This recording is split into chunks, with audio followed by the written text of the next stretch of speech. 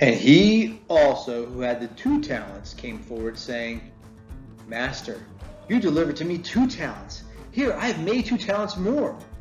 His master said to him, Well done, good and faithful servant. You have been faithful over a little. I will set you over much. Enter into the joy of your master. Same principle here. The one with the 2 talents didn't complain that he wasn't as blessed as the one with 5. He too invested his talents in the kingdom. And before long, he doubled his talents and was likewise promoted. But then we have the one who feels sorry for himself. The successful servants knew their assignment, and they took responsibility for their success upon themselves to make gains for the kingdom. The wicked servant had what is called an external locus of control. He didn't take responsibility for his success. Instead, he blamed the master for his failure.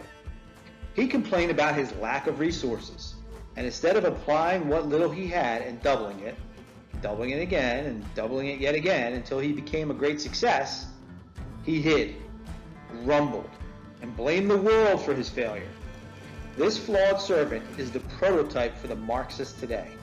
It is important to note that the fool's worldview is what is poisoned.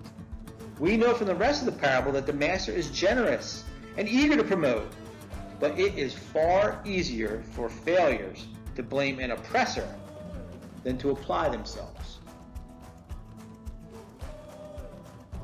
He also, who had received the 1 talent, came forward saying, Master, I knew you to be a hard man, reaping where you did not sow and gathering where you scattered no seed. So I was afraid, and I went and hid your talent in the ground. Here, you have what is yours.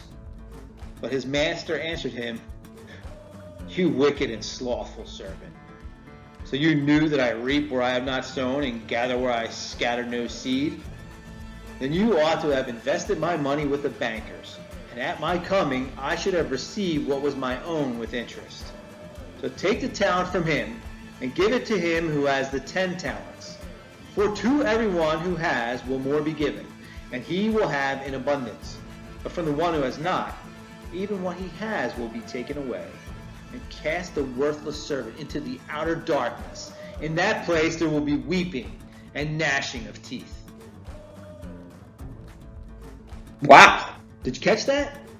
Now, there's a lot of nonsense like liberation theology, which tries to twist Christ's concern for the poor into an endorsement of the evil of Marxism. But how do we see Christ redistributing wealth? He isn't taking it from the rich and giving it to the poor. No, not at all. Our God says that he will take from the slothful what little they have and give it to the productive.